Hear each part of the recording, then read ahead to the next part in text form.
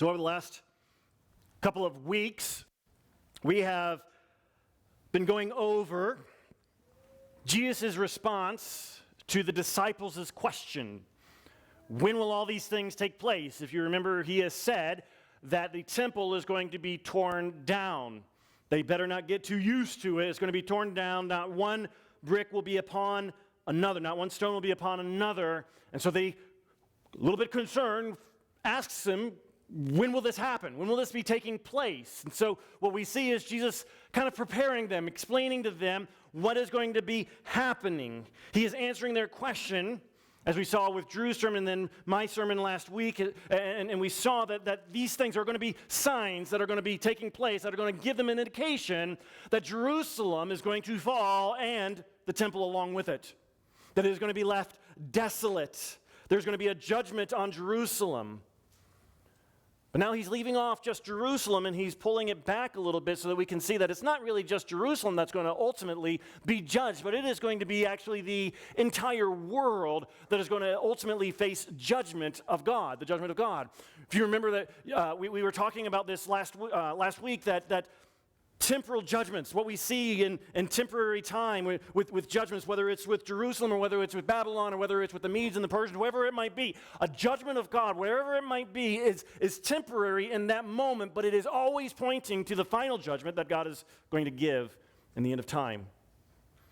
So now Jesus has pulled back and he says, hey, this judgment that we're looking at, that I'm talking about with Jerusalem, the judgment that's going to come upon even the temple of God so that not one stone is left upon another, that judgment is ultimately going to be upon the world itself. And so Jesus begins to explain this judgment upon the world. And what we see as he is doing this, he begins to speak to them in distinct ways. First, he speaks to them apocalyptically. Secondly, and I don't think it's up there, it might not be up there, apocalyptically, but secondly, he speaks to them, oh, it is up there, metaphorically. And then finally, we see that he speaks to them redemptively. Apocalyptically, metaphorically, and then redemptively. If you will, please stand for the honor of the reading of God's word. We're looking at verses 25 to 28 here this morning.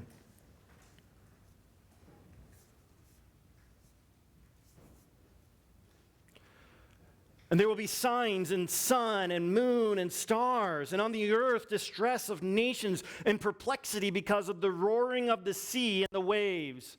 People fainting with fear and foreboding of what is coming on the world. For the powers of the heavens will be shaken, and then they will see the Son of Man coming in a cloud with power and great glory. Now when these things begin to take place, straighten up and raise your heads, because your redemption is drawing near. Thank you. You may be seated. So again, that first way, and by the way, I'm going to give you a heads up. This first point, like seemingly most of my points, this first point is actually going to be the longest one. So we're going to spend some amount of time here. The next 2 points, not nearly as long. So if, just giving you a heads up about that, okay? Jesus spoke to his disciples apocalyptically. He used apocalyptic language. So let's go back and take a look at verse 25 one more time. There he says, and there will be signs in sun and moon and stars, and on the earth distress of nations in perplexity because of the roaring of the sea and the waves. So Jesus begins to speak to them about the apocalypse. He is speaking apocalyptic. We tend to think about the apocalypse as something about the end times, the last days, the judgment. And that's not necessarily entirely wrong, but it's not really entirely right either. When we talk about the apocalypse, it actually just simply means the unveiling. It comes from two Greek words that are smushed together, apo, which means from or away from, and calypsis, or calypso, which means hidden, concealed, that kind of thing. So when we're talking about the apocalypse, we're actually talking about the unveiling. We're talking about something that was hidden and is now come to light. It is away from that which is hidden. We get to be revealed. It gets to be shown what is going to happen. And so oftentimes that is about the end times. We do see that about the last days, the day of judgment, what we would consider to be the day of the Lord. But it's not always that way. There can also be times where we see apocalyptic language being used that has nothing to do with the end times. It can be anything that is being revealed. When Elisha's servant, when his servant had no earthly idea that there were angel armies surrounding them because Syria was going to destroy the people of Israel. We see that there was an unveiling there. Elisha prayed for his servant that he would be able to see with his own eyes what God was doing. And he saw the thousands, myriads of angels that were surrounding them. That was actually technically apocalyptic. It was an unveiling there. When King Uzziah died, Isaiah didn't know what to do. He goes to the temple.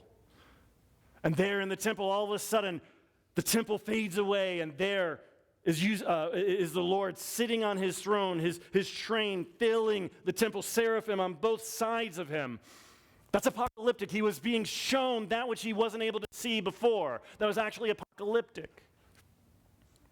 We see that when John was on the Isle of Patmos, he turns around. We're going to talk about this in just a little bit, but he turns around to see Jesus standing there in all of his glory. So the Old Testament uses apocalyptic language. Obviously, John in the Revelation, the apocalypse, the unveiling, he actually uses apocalyptic language as well. But it's not just simply that they got to see things that other people didn't get to see, but there were times where the Old Testament prophets, they would use apocalyptic language to describe temporal judgments of God. Go with me quickly to Isaiah chapter 13.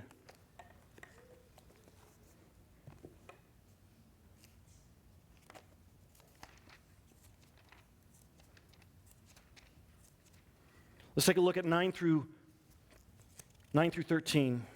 Isaiah 13, 9 through 13.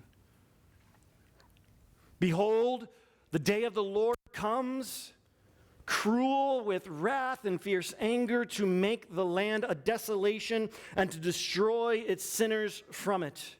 For the stars of the heavens and their constellations will not give their light, and the sun will be dark at its rising, and the moon will not shed its light. I will punish the world for its evil and the wicked for their iniquity. I will put an end to the pomp of the arrogant and lay low the pompous pride of the ruthless. I will make people more rare than fine gold, and mankind than the gold of Ophir. Therefore, I will make the heavens tremble, and the earth will be shaken out of its place at the wrath of the Lord of hosts in the day of his fierce anger. Now, if we're not careful and we're reading this out of context, which we just did, by the way, when we're not reading this in context, we will go, wow, that's talking about the end of time. That's talking about the last day, the day of the Lord, it says. But if we actually read it in context, let's go back up just a few verses up to verse 1. We see that this is actually the oracle concerning Babylon, which Isaiah the son of Amoz saw. This has nothing to do with the end times. This is about Babylon, who has taken Israel into exile and has treated them terribly. And God is going to have judgment upon them. We know that it's not future Babylon, that this is actually contemporary of Isaiah, or the near future of Isaiah for Israel, because we see that it was actually the Medes that was God's instrument of wrath. Behold, verse 17, behold, I am stirring up the Medes against them. This is exactly what we see in Daniel with Belshazzar. The Medes against them, who have no regard for silver and do not delight in gold. This is apocalyptic language that Isaiah is using about a temporal judgment, not the final judgment. Sounds very much like what Jesus says is going to happen to the world in the end. The darkening of the sun, the darkening of the moon and the stars, along with the heavens being shaken, they are trembling. That's apocalyptic language that Isaiah uses, that Jesus uses. Here's the thing about apocalyptic language. We aren't supposed to take it literally. If we're not supposed to take it literally, how do we take it? We take it symbolically. We take it poetically. Think about the sun, think about the moon, think about the stars for just a moment. Pop quiz. Give you a second to process this. Pop quiz is coming. What do the sun and the moon and the stars do? Don't think too hard about it. First thing that comes to mind, the sun, the moon, and the stars do what? They Give light. Very good. Good job. That's exactly what we see in Genesis. From the very beginning, we go back to Genesis chapter 1, when God creates light and darkness, and then he begins to create the sun and the moon and the stars. Genesis 1:16, and God made two great lights, the greater light to rule the day, and the lesser light to rule the night and the stars. And the stars also, they're kind of the moon's little helpers that are out there to help light the nighttime, right? So when we look at this and we see that God is going to darken, that there's going to be darkness, that the sun, the moon, the stars, they're going to become darker.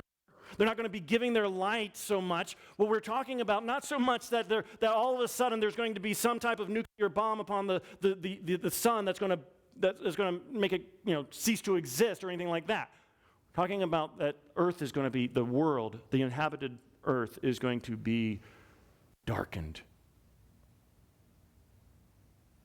There's always been, throughout all of Scripture, this understanding of good versus what?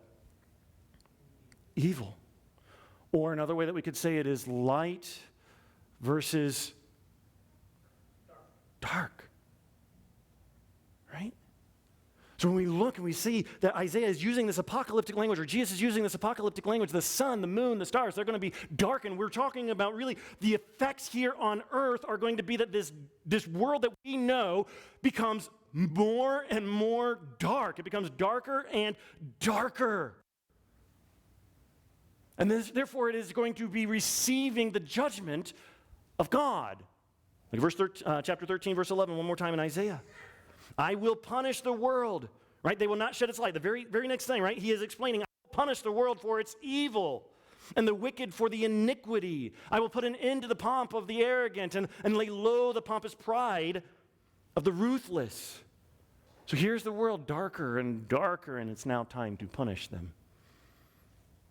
So when Jesus tells the disciples that the signs will involve the sun, the moon, and the stars, he's alluding to that spiritual darkness that is coming upon this world. It's not just simply that the light is dimming, but the seas are becoming wild. And it's leaving the people with anxiety. Let's go back. One more time, just go back to Luke for just a moment.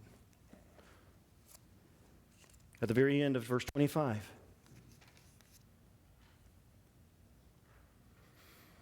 And on the earth, distress of nations and perplexity because of the roaring of the sea and the waves. Most of us don't get too perplexed about what's going on in the ocean or in the Mediterranean Sea. We don't get too perplexed about those kinds of things. We don't get too anxious about that, right? Maybe if there's a hurricane or a typhoon, maybe then. But generally not so. But let's go back. Again, we got to go back and understand this idea, this apocalyptic language that's going on. So we go back to Genesis again.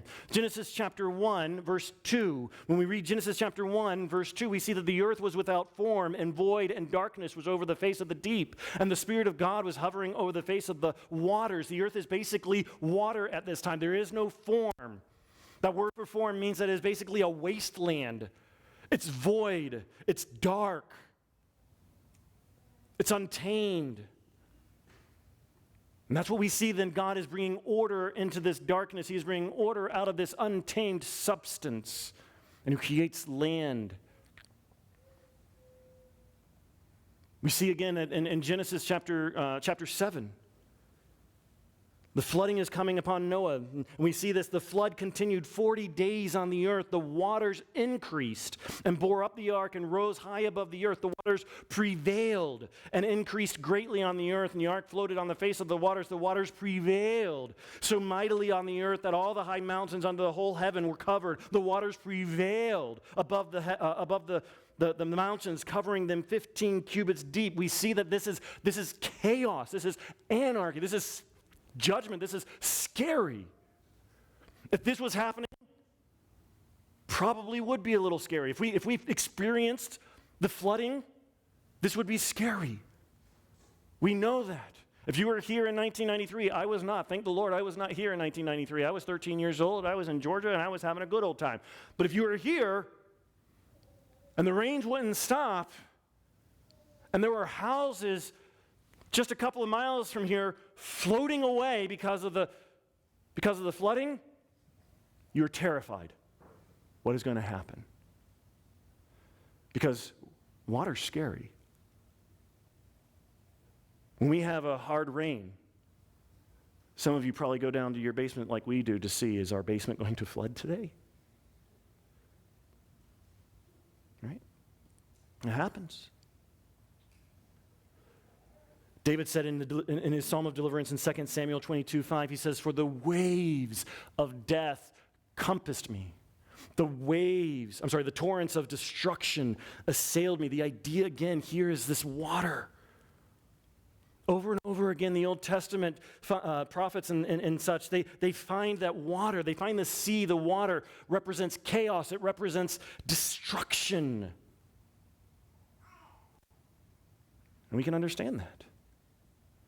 So Jesus tells his disciples there is going to be so much chaos going on in the world, so much destruction. It's not really about the sea. It's not really about the ocean. It's about the chaos. It's about the destruction that is going on in our world, that we see that it is getting darker and darker, spiritually speaking, and it is becoming more and more chaotic, and it's got people freaked. The level of worry, the level of anxiety, the level of fear is going to be exponentially higher than anything that we've ever known before. So speaking apocalyptically, Jesus is saying that this battle between the good and the evil, the light and the darkness will grow and subsequently will bring people's anxieties to levels as it leaves things more and more, to levels so high that as it leaves things more and more chaotic. But incidentally, let's go quickly. And I say incidentally, but it's important that we go quickly to Revelation. I want us to read it for ourselves. Revelation chapter 4.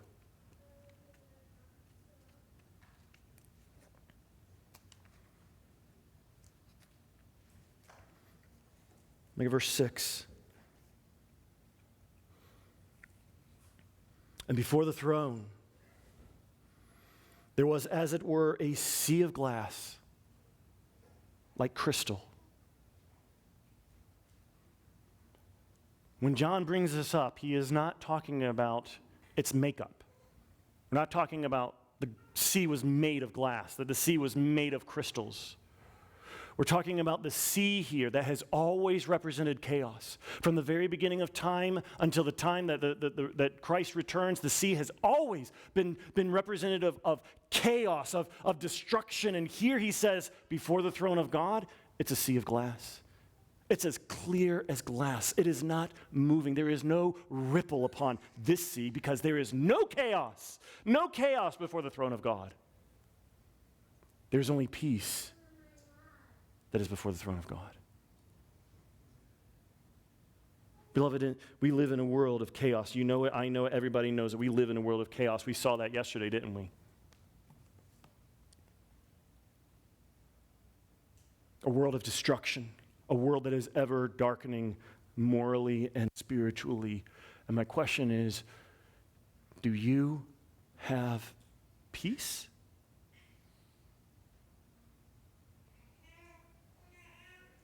Where is your peace?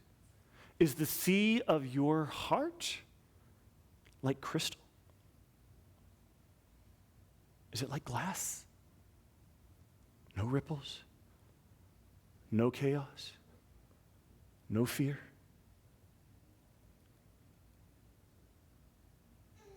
Or is the sea raging?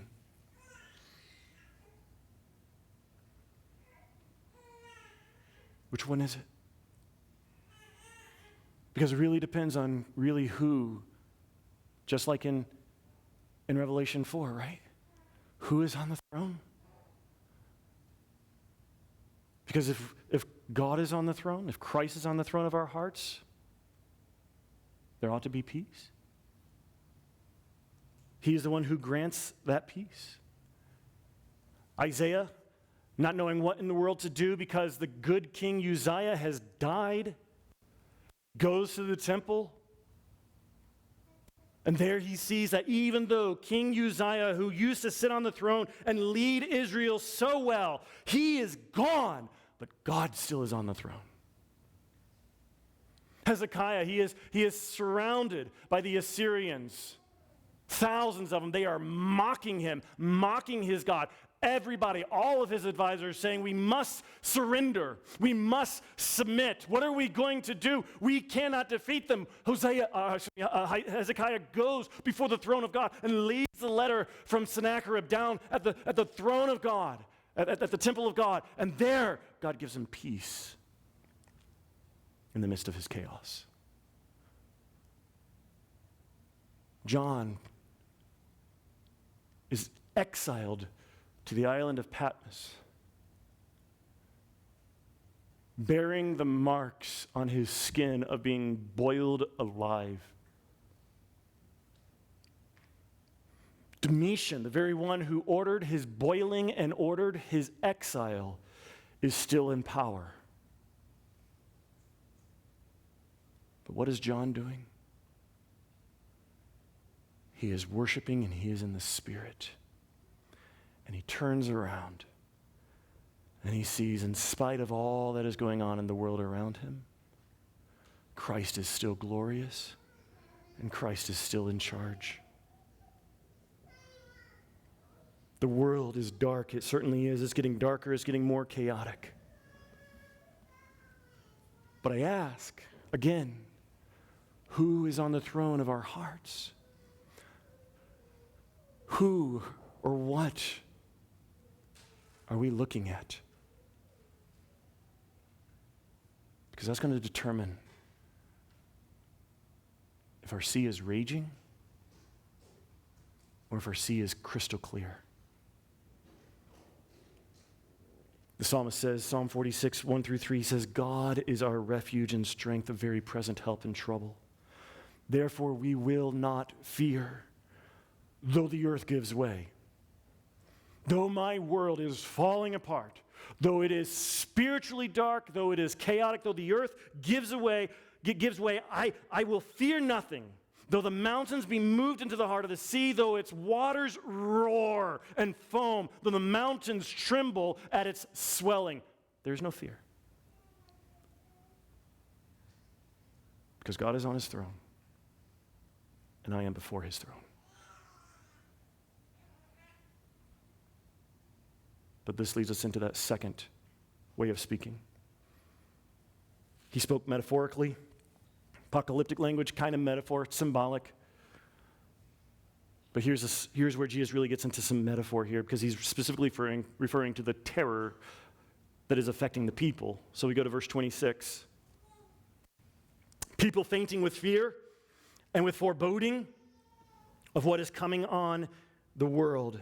For the powers of heavens will be shaken.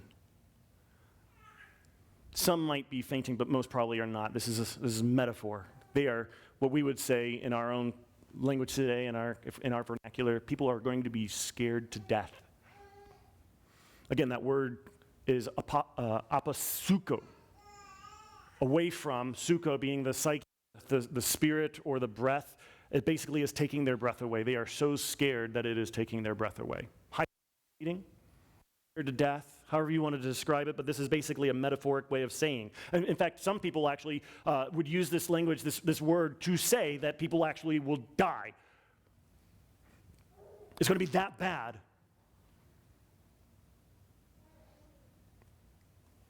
This fear is not just any type of fear, right? I mean, it's not just like somebody's coming out, it's in the dark place, and somebody's just coming out and going, boo, right? And you're like, that scared me.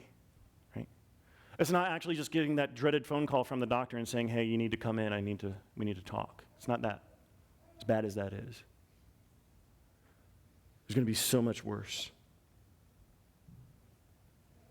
This fear is because, again, the world is falling apart, and there is absolutely nothing that we can do about it.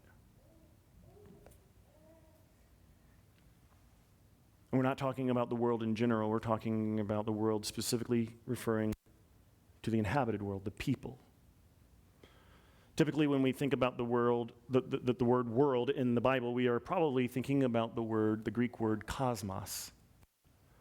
That word is used 185 times. It's the most prolific way of speaking about the world in the Bible, cosmos. Right? It could mean anything from the inhabited world all the way to the universe. Okay? That's not the word that Jesus used, not the word that Luke uses here. It's a different type of word that Jesus uses, or that we see here. That one's 185 times. This word used only 15 times is oikumene. Oikumene. It literally means basically house, the inhabited world. That's what he's talking about. So we're not even really talking about things that are going to be happening on the Antarctic, in Antarctica or in the Arctic Circle or anything like that. Those are uninhabited. We're not talking about the things that might be, that we're not talking about the jungles of the world where they're so thick that nobody could ever exist. We're not talking about the deserts. We're talking about people. When we are talking about this fear and this dread that is coming, is coming because so many bad things are happening to people in our world.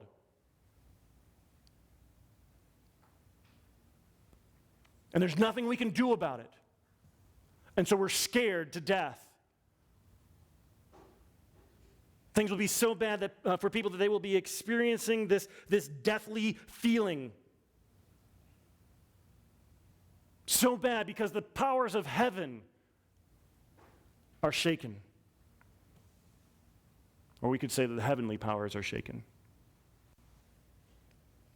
Similar to what we see in Revelation 12:4, where we see Satan being described there. His tail swept a third of the stars of heaven and cast them to earth. Or maybe in Judges chapter 5, verse 20, from heaven the stars fought from their courses. They fought against Sisera. Or again, maybe when David in his song of deliverance that we just read from, we see in verse 8 of that song, then the earth reeled and rocked, the foundations of the heavens trembled and quaked because he was angry. Metaphoric language, even apocalyptic language, to describe spiritual battles that are going to affect this world. The inhabited world. As Satan and his demonic forces lose their grip upon this world, they will do any and everything that they possibly can to ruin it. And to ruin the people, as they are the highest of creation, the ones that are made in the image of God. And yet we also see that this is God's doing.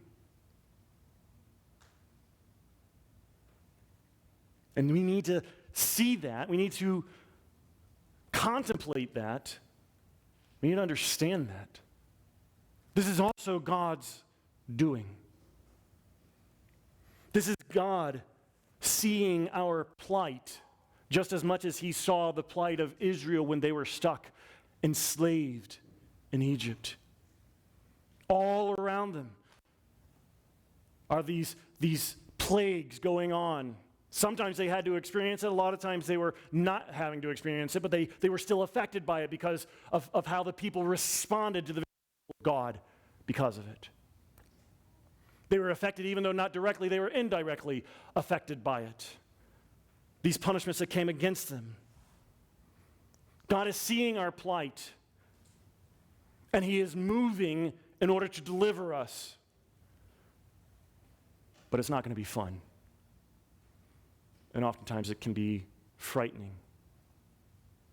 if we forget that this is God's doing. Again, we look at 2 Samuel, just going to go back one more verse. In my distress, I called upon the Lord. To my God I called. From his temple he heard my voice, and my cry came to his ears. Then the earth reeled and rocked. The foundations of the heavens trembled and quaked because he was angry. God was angry because he saw the very plight of David, his servant. And he would not let it stand. And the heavens trembled and the earth quaked. This is happening because actually God is on our side. He has not abandoned us to his wrath. He is actually protecting us by his wrath. It's going to be terrifying if we forget his heart, if we forget his affections toward us, that he hears us and he knows the plight of our circumstances. The affections, if we forget that he has affection for his children, he loves us, we will fear. We've heard the idea of, right, we don't mess with mama bear. We don't mess with mama bear's cubs, right?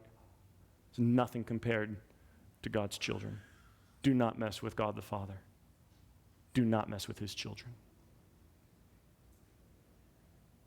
Now, could the sun, the moon, the stars, and those kinds of things, could they be affected? Certainly they could, but does this passage require it? Not at all.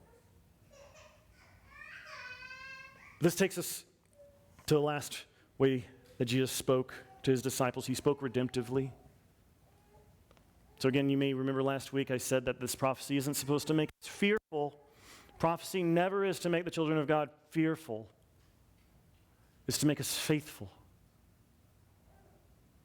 I want to say that Jesus is basically reiterating that right here. It ought not make us afraid. It ought to make us ardent. Rather than being anxious, we should be courageous. We ought to be comforted by this. We already have seen how God is on his throne, that he is protecting his own, and that now we just see that we really ought not be anxious. We ought to be courageous, because we see in verses 27 and 28, again, we see, and then they will see the Son of Man coming in a cloud with power and great glory. And when these things begin to take place, straighten up and raise your heads, because your redemption is drawing nigh. It's drawing near. Sorry, I went all King James there for a second. Right? It's drawing near. In Daniel chapter 7, we read that Daniel is given a revelation, and this revelation ultimately seems terrifying. Because there he sees a lion with wings, and it looks terrible and it's terrifying. And then from there comes a bear with 3 ribs in its mouth, and that's terrifying. And then from there he sees a cheetah with 4 birds' wings. And each one of these is representation of a kingdom. And then all of a sudden he sees this grotesque monster that he doesn't even really know how to describe. Terrifying. But in the midst of all of that, when he is seeing these things happening and that this is going to be destruction upon the earth, all of a sudden, he gets a different vision. He gets an unveiling. He gets apocalypse. And he sees the Ancient of Days on his throne. All the beasts are defeated. And then we see in verses 13 and 14, Daniel 7, 13 and 14, I saw in the night visions, and behold, with the clouds of heaven there came one like the Son of Man. And he came to the Ancient of Days and was presented before him, and to him was given dominion and glory and a kingdom, that all peoples, nations, and languages should serve him. His dominion is an everlasting dominion which shall not pass away, and his kingdom one that shall not be destroyed.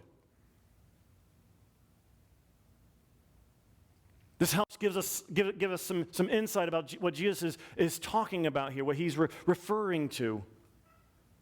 On the one hand, we see that there is utter terror and chaos that's going on the earth. The beasts are great and they're hideous, and they are these powerful nations are coming about. They've all come and gone. On the other hand, there is the Ancient of Days on his throne. And he is giving and consummating the final kingdom to his own Son, the Son of Man. He is coming to redeem this fallen, broken, darkened, chaotic world that we live in. So Jesus tells us to raise our heads, straighten up your backs. Don't hide in fear. Raise them up. Be courageous. Be comforted.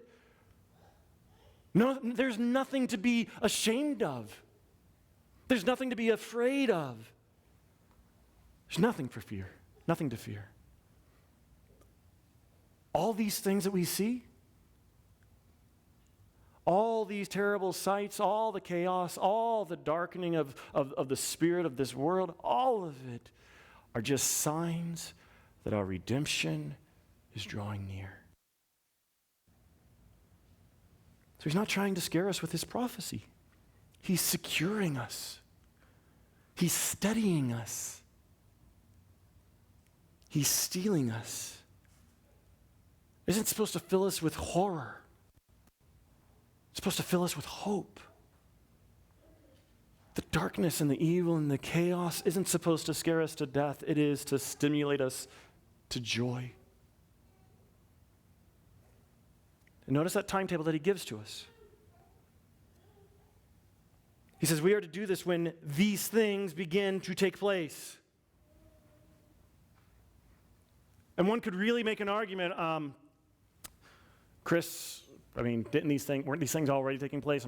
At what point? Are we talking about Jerusalem when Jerusalem falls? Are we talking about, is there something else that's coming in the future? Because it kind of just seems like this world just has been getting darker and darker from the beginning of time. Is that what we're talking about? And it could be. It could be that this beginning has already started. But what does that mean? What is the implication then?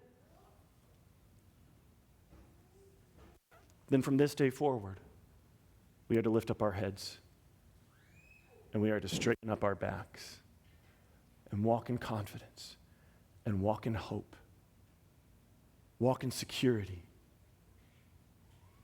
because our redemption is drawing near. And if it hasn't happened, okay. What is the implication? The implication is that if it hasn't actually happened quite yet, that's okay. Because we know that if we can then be able to lift up our heads in hope and lift up and straighten our backs in confidence and courage, when the worst comes about, then we certainly can do that right now. Because God is still at work and he is still on his throne. So whether it's begun or it hasn't begun, the implication is really the same. There is no need for any of us to fear. We can lament, certainly. Nobody wants to see a nation or the world grow dark and chaotic. We can lament. But in the midst of our sorrow, we can also rejoice because our redemption draws near. We should never fear because God is at work. Whether it's happened or not, we have this instruction of confidence from Jesus. He's at work even when the evil seems to dominate every area of our lives. So as we close out this part of Luke, we've seen Jesus speaking in apocalyptic language. He's spoken in metaphoric language. He's spoken in redemptive language.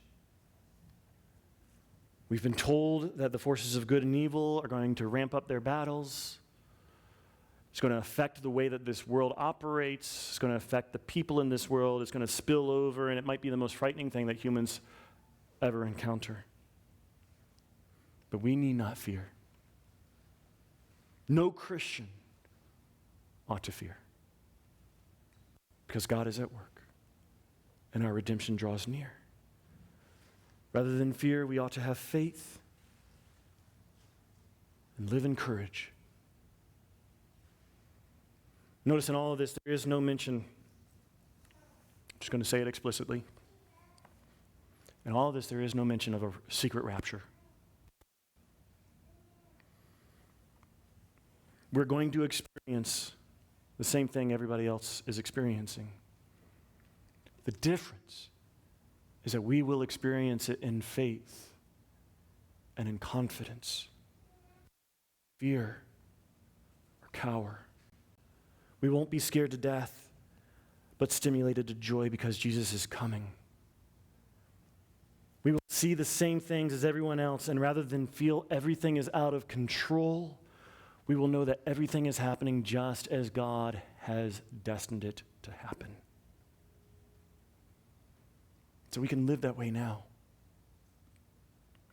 We can be stimulated to joy right now. We can live securely right now.